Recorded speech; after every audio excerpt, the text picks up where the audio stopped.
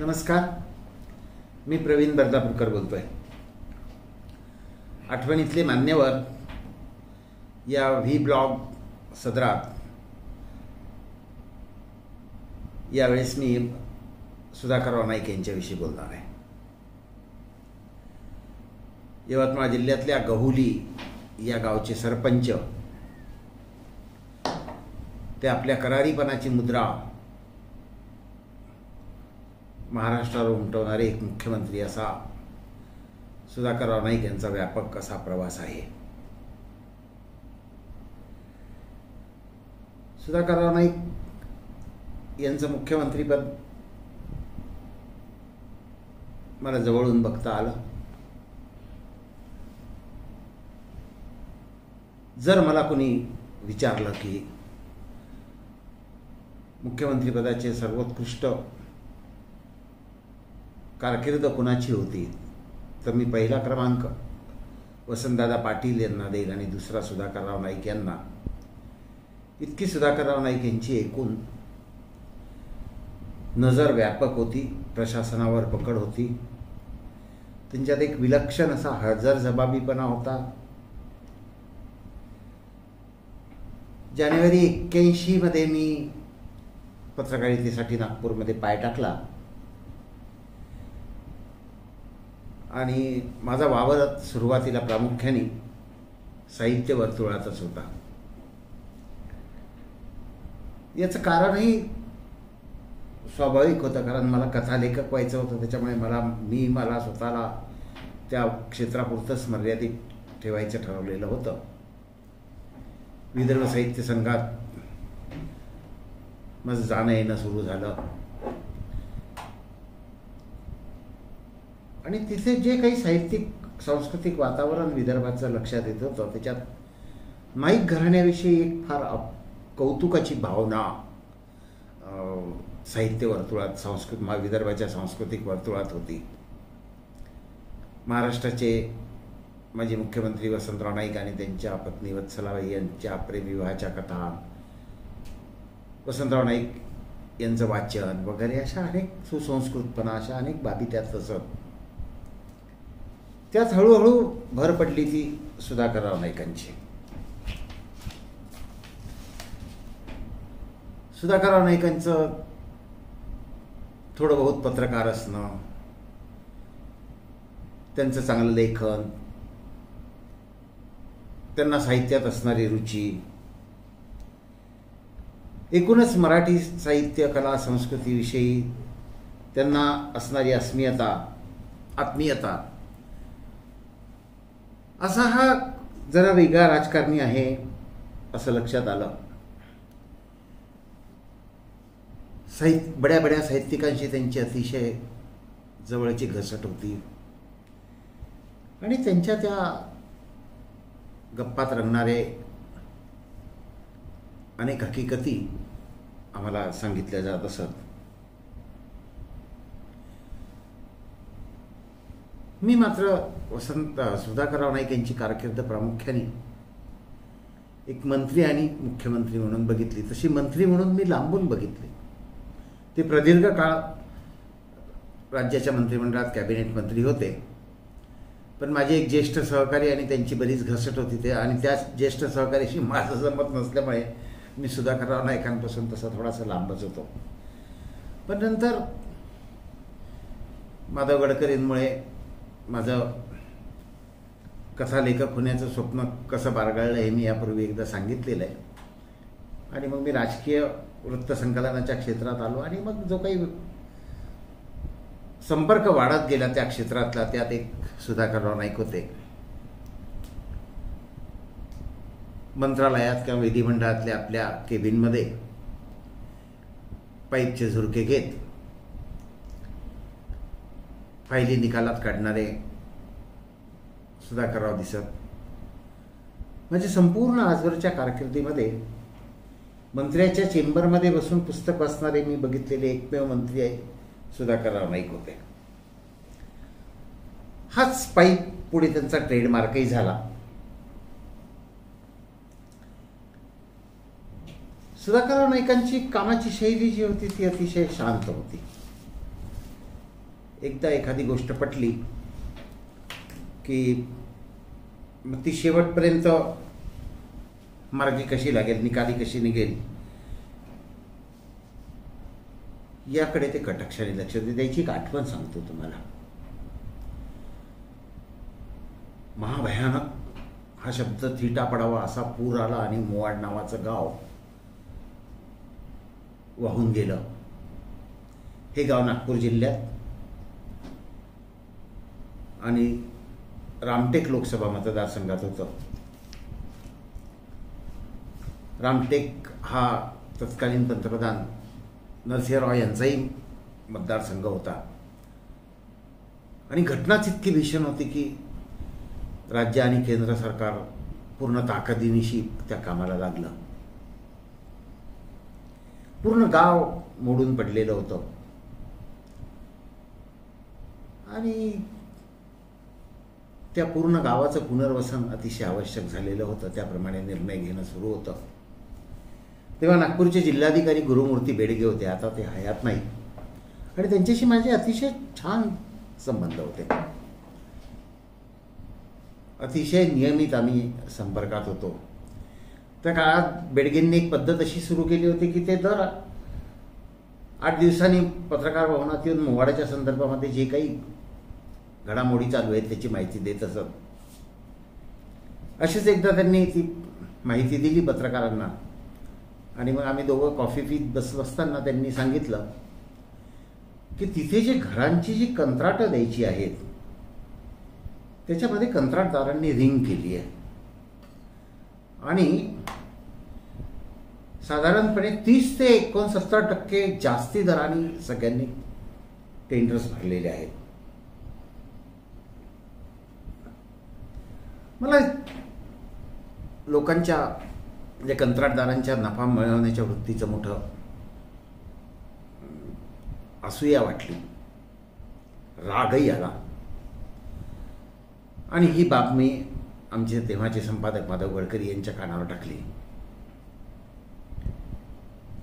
माधव गडकरींनी ती बाब लगेच सुधाकरराव नाईक यांच्या कानी घातली आणि 2-3 दिवसानंतर मला सुधाकरराव नाईकांचा फोन आला. त्यांनी नेमके माझ्याकडून आणखीन माहिती घेतली आणि मला मुंबईला बोलावला. जिल्हाधिकारी असलेले गुरुमूर्ती बेडगे आणि मी मुंबईला गेलो. गडकरी साहेबांच्या सोबत आमची मुख्यमंत्र्यांची भेट झाली. तेव्हा सुधाकरराव नाईकांनी असं सुचवलं की एक तरुण असा मराठी मुलांचा बांधकाम कंत्राटदारांचा ग्रुप तयार करा आणि आपण त्यांना कामं देऊयात. आणि सुधाकररावांना गडकरींना ते अतिशय पटलं. सुधाकररावांनी मुख्यमंत्री असल्यामुळे ती जबाबदारी जिल्हाधिकाऱ्यांवर म्हणजे बेडगेंवर आणि गडकरींनी माझ्यावर टाकली. आणि मग नागपूरला परत आल्याच्या नंतर आम्ही असा एक मराठी कंत्राटदारांचा बिल्डर्सचा ग्रुप तयार केला आणि त्यांना हे काम करण्यासाठी राजी केलं. काम थोडं नव्हतं, ते 1,400 कोटीपेक्षा जास्त रुपयांचं काम होतं. 1991 मधली 1,400 कोटी रुपयाची किंमत आता काढली तर ती काही 1000 कोटीमध्ये जाईल. पण ही सगळी बिल्डर मंडळी जी होती 5-6 जे जण होते हे फ्लॅट स्कीम करणारे होते, म्हणजे छोटे बिल्डर होते, ते अदर्जाचे पण नव्हते. मग त्यांना घेऊन मी मुंबईला गेलो. आमची भेट झाली आणि सुधाकररावांच्याकडे चर्चा झाली. तेव्हा त्या हे कुणीच अदर्जाचे कंत्राटदार नाही आहे असं लक्षात आलं.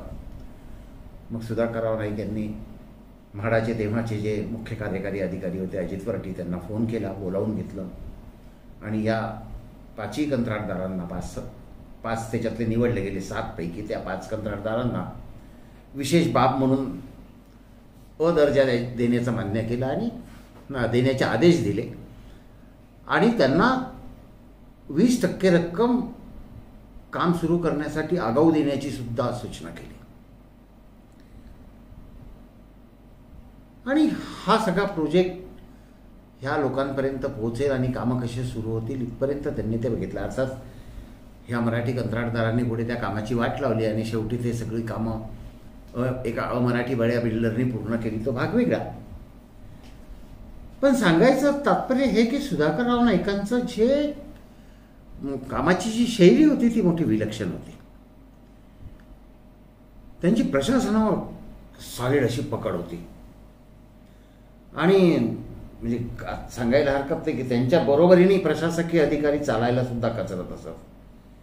एखादा सनदी अधिकारी जर त्यांच्या बरोबरीने चालत असेल आणि सुधाकररावने नुसतं असं जरी बघितलं तर तो पटकन मागे रेंगाळत असे, इतका सुधाकररावांचा दरारा असे. सुधाकरराव प्रशासनाला संकेत कसे देत याची एक आठवण सांगतो. सुधाकरराव नाईक तसे नुकतेच मुख्यमंत्री झालेले होते आणि ही घटना नागपूरचीच आहे. तेव्हा नागपूर टाइम्स, नागपूर पत्रिका ही आनंद गोपाळ शेवडे यांनी सुरू केलेली दैनिकं सुरू होती आणि त्यातल्या नागपूर टाइम्स या दैनिकाचे संपादक राम नारायण दुबे हे होते. फायर ब्रँड संपादक होते, RN म्हणून ते ओळखले जातात, RN दुबे. आणि ते धंतोलीत राहत असत. त्या धंतोलीतल्या त्या घरात त्यांच्या शेजारी एक फेंडर नावाचा PSI राहत असे. त्याची नियुक्ती नागपूरच्या बाहेर होती. या दोघांचं कुठेतरी एका प्रसंगावरून बरंच शीतयुद्ध सुरू होतं, वाद सुरू होते. शीतयुद्ध नंतर वादावर आले, वाद नंतर आणखी चिघळत गेले आणि ते इतकं प्रकरण सगळं पेटत गेलं की फेंडर महाराजांनी एक दिवस त्यांचं सर्व्हिस रिव्हॉल्वर काढलं आणि दुबे बंधूंवर गोळ्या झाडल्या. RN दुबे जागीच ठार झाले आणि फेंडर पळून गेला. नागपूरचे खासदार विलास मुत्तेमवार, उमेश बाबू चौबे, पत्रकारांचे नेते मनोहर अंधारे वगैरेंनी हे प्रकरण खूप लावून ठेवलं आणि मुख्यमंत्री आल्याशिवाय RN दुबे यांच्या पार्थिवावर अंत्यसंस्कार करायचा नाही असा निर्णय घेतला. नागपूरचे पोलीस आयुक्त तेव्हा सुरेंद्र मोहन पठानिया होते. नागपूरचं पोलीस आयुक्तपद तेव्हा विशेष महानिरीक्षक दर्जाचं होतं, आता अतिरिक्त महासंचालक दर्जाचं आहे. पठानिया अतिशय उमदे ग्रस्त होते. पण फेंडरनी सगळ्यांच्या तोंडचं पाणी पळवलेलं होतं. ही परिस्थिती अशी चिघळत चाललेली असतानाच फेंडर पुन्हा एक दिवस नागपुरात आला आणि त्यांनी पुन्हा दुबे बंधूंवर गोळीबार केला आणि RN दुबे यांचे दुसरे बंधू जे आहेत ते ठार झाले आणि ते प्रकरण फारच पेटलं. अखेर तेव्हा मुख्यमंत्री असलेले सुधाकरराव नाईक घटनास्थळी आले. धंतोलीतल्या त्या वाड्याच्या परिसरात एक संतप्त असे पत्रकार, काही राजकारणी वगैरे वगैरे होते. त्यांनी RN दुबेंच्या पार्थिवाचं दर्शन घेतलं आणि लोकांशी चर्चा केली. या घटनेला जबाबदार धरून पोलीस आयुक्तांना निलंबित करण्यात यावं अशी मागणी सगळ्यांनी एकमुखाने केली.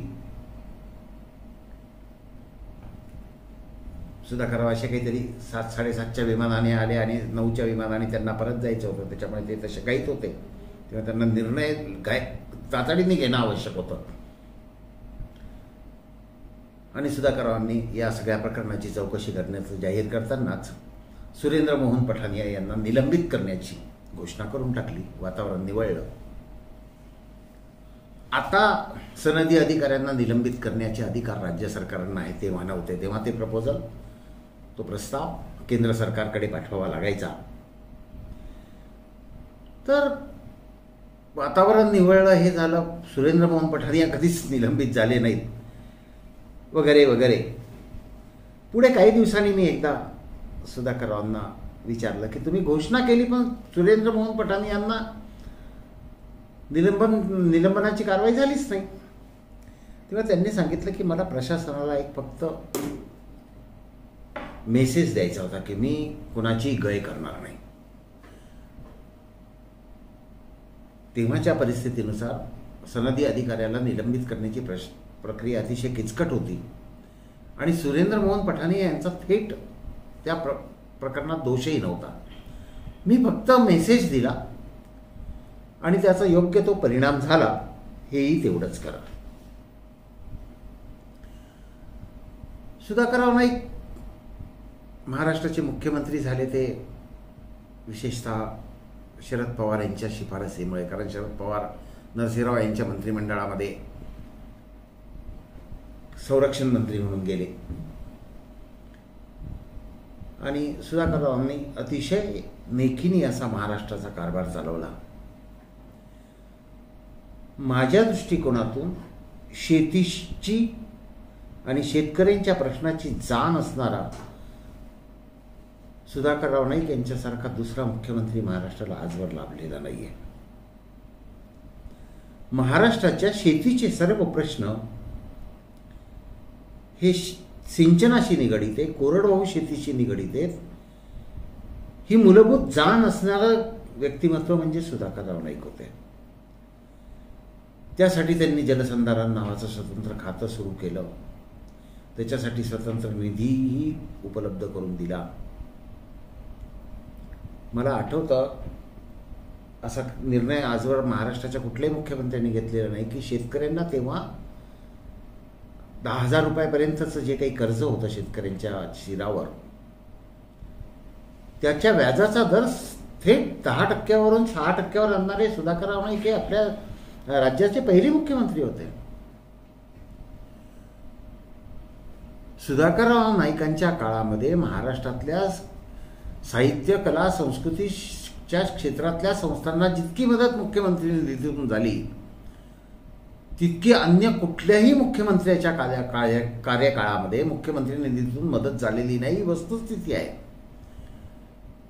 म्हणजे याच्या संदर्भातल्या तर अनेक आठवणी आहेत की साहित्य संस्थाचे प्रतिनिधी 1-2 लाख रुपये मिळवण्याच्या अपेक्षेने मुख्यमंत्री म्हणून सुधाकरराव नाईकांकडे जात आणि सुधाकरराव नाईक फाडकन 10 लाख 20 लाख रुपये मंजूर करून तो चेकही लगेच इश्यू झालेला असेल.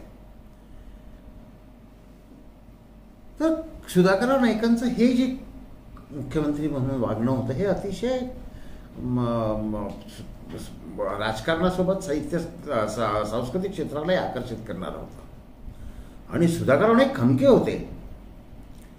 जरी ते शरद पवारांच्यामुळे मुख्यमंत्री झाले वस्तुस्थिती होती, तरी जेव्हा मंत्रिमंडळातल्या शरद पवार यांच्या समर्थक मंत्र्यांनी त्यांच्याविरुद्ध बंड करण्याचा प्रयत्न केला, मुख्यमंत्र्यांच्या संदर्भामध्ये अवमानकारक भाषा वापरली, तेव्हा त्यांची सरळ हकालपट्टी करून टाकण्याचं धाडस सुधाकरराव नाईकांनी दाखवलेलं होतं. तो एक काळ असा होता की राजकारणातल्या गुन्हेगारीकरणाविषयी फार मोठी चर्चा होती. महाराष्ट्रातले विचारवंत, समाजसुधारक त्या याच्यामुळे खूप अस्वस्थ होते. आणि तेव्हा चर्चा अशी होती की या राजकारणाच्या गुन्हेगारीकरणाला शरद पवार यांचा फार मोठा पाठिंबा आहे. कलानी, ठाकूर या लोकांना ज्या पद्धतीने राजाश्रय मिळालेला होता त्याच्यासाठी शरद पवार जबाबदार आहे अशी एक लोकभावना होती. राजकारणातल्या या गुन्हेगारीवर सगळ्यात मोठा कुठाराघात, सगळ्यात मोठा आघात हा मुख्यमंत्री म्हणून सुधाकरराव नाईकांनी केलेला आहे. तो एक प्रकारे त्यांनी केलेला शरद पवार यांच्यावरच केलेला तो अटॅक होता. सुधाकरराव नाईकांची ही जी कार्यशैली होती ही फार विलक्षण होती. शरद पवार यांची एक कार्यशैली अशी होती की ते त्यांच्या नेतृत्वाखालचं राज्यातलं सरकार हे बहुमताच्या आसपास ठेवत सतत अस्थिरता ठेवण्याची त्यांची शैली होती. मुख्यमंत्री झाल्याबरोबर काही दिवसातच सुधाकरराव नाईकांनी जनता दलातले आमदार फोडून सरळ काँग्रेस पक्षामध्ये सहभागी करून घेतले. शिवसेनेतलं छगन भुजबळ यांचं बंड हे सुधाकरराव नाईक मुख्यमंत्री असतानाच झालं. ते बंडही त्यांनी अतिशय कौशल्याने हाताळलं आणि एका फटक्यात राज्यातलं त्यांचं सरकार जे आहे ते बहुमतात आणून जो काही मेसेज पक्षातल्या त्यांच्या विरोधकांना द्यायचा होता तो दिला.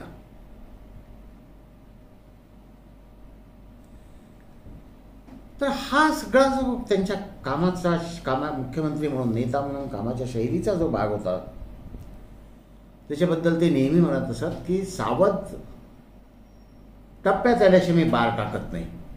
बोलायला फार हजरजबाबी होते ते. आणि असाच बार त्यांनी शरद पवारांवर फार थेट केला होता.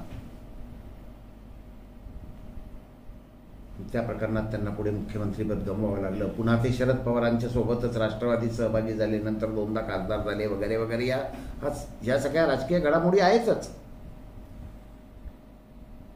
पण त्या संदर्भामध्ये ना कधी पवार बोलले ना कधी सुधाकरराव नाईक. की सुधाकरराव नाईक हे पवारांच्या इतक्या जवळ होते, मग त्यांच्यापासून दूर का गेले, त्यांच्या विरोधात का गेले, त्यांच्या विरुद्ध त्यांनी एवढी टीका का केली, त्यांना एवढं एक्सपोज करण्याचा प्रयत्न का केला, आणि पुन्हा ते शरद पवारांचं नेतृत्व मान्य करून राष्ट्रवादीत का गेले, या प्रश्नाची उत्तरं फक्त दोघांजणांकडेच आहेत. त्यातले एक शरद पवार आहेत, ते कधी या विषयावर बोलतील असं वाटत नाही, आणि दुसरे सुधाकरराव नाईक, पण ते आता हयातच नाहीत. त्याच्यामुळे राजकारणाच्या त्या एका मोठ्या घटनेच्या संदर्भामध्ये, एका मोठ्या तणावाच्या संदर्भामध्ये, एका फार मोठी उत्सुकता असणाऱ्या प्रसंगाबद्दल उत्तरं कधीच मिळणार नाही, ही वस्तुस्थिती आहे. सुधाकरराव नाईकांच्या कामाची शैली अतिशय छान होती, पण या शरद पवारांच्या वळचणीला असलेल्या अनेक मुंबईच्या पत्रकारांनी त्या काळात सुधाकरराव नाईकांना एक मोठं विरोधी कॅम्पेन केली. ही गॉसिपच्या स्वरूपातली कॅम्पेन होती, पण सुधाकरराव नाईकांनी त्यांना कधी भीक घातली नाही. सुधाकरराव नाईक असं तेव्हा असं सांगितलं जात असे पवार भक्त पत्रकारांकडून की राज्य दिल्लीत बसून शरद पवारच चालवतात आणि त्यांनी दिलेल्या सूचना, अगदी सूचनांचं नोटिंग सुधाकरराव नाईक घेतात. एकदा या संदर्भात मी सुधाकररावांना विचारलं होतं, तर सुधाकरराव नाईक मला म्हणाले होते की हो, मी नोटिंग घेत होतो, पण केवळ शरदरावांचंच नाही, मला जर नरसिंहराव साहेबांनी काही सांगितलं किंवा बापूसाहेब साठेंनी जरी काही सांगितलं, ते सगळी ज्येष्ठ मंडळी आहेत, हे जर काही चांगल्या सूचना करत असतील, काही हे चांगले प्रस्ताव सांगत असतील, तर विसरू नये म्हणून मी त्याचं नोटिंग घेत असे. पण या सगळ्या संदर्भामध्ये एक भलतीच कॅम्पेन या पत्रकारांनी चालवली. मुंबईत जे काही बॉम्बस्फोट झाले आणि नंतर जी दंगल उसळली, ती दंगल हाताळण्यातही सुधाकरराव नाईकांना कसं अपयश आलं, अशीही एक फार मोठी मोहीम त्या काळामध्ये पवारांच्या समर्थक पत्रकारांकडून चालवली गेली. पण सुधाकरराव नाईकांनी कधी त्याचा खुलासा केला नाही किंवा त्या संदर्भामध्ये कधी कोणतं मतप्रदर्शनही केलं नाही. मुख्यमंत्रीपद गेल्यावर काही वर्षांनी एकदा सुधाकरराव नाईकांना मी या गोष्टीची आठवण करून दिली, आणि तुम्ही या सगळ्या गॉसिपचा प्रतिवाद का केला नाही असं तेव्हा विचारलं होतं. तेव्हा पाईपचा झुरका घेत सुधाकरराव नाईक हसत हसत म्हणाले होते. सुधाकरराव नाईकांच्या हसण्याची सुरुवात त्यांच्या गालाच्या उजव्या बाजूतून होत असे आणि ती डावीकडे जात असे, एक त्यांची अजून शैली. सुधाकरराव नाईक मला म्हणाले होते की हाती चले बाजार तो कुत्ते भुके हजार, आणि त्यांनी त्याही प्रश्नाचं उत्तर दिलेलं नव्हतं. पण काही प्रश्नांची उत्तरं न देता आपल्याला जे पाहिजे ते करून घ्यावं, हे सुधाकरराव नाईक यांच्या कामाचं वैशिष्ट्य होतं, हे मात्र आवर्जून सांगायला हवं. सुधाकरराव नाईकांचा एक वैयक्तिक अनुभव पत्रकार म्हणून सांगतो, पुन्हा मोवाडशी संबंधित आहे.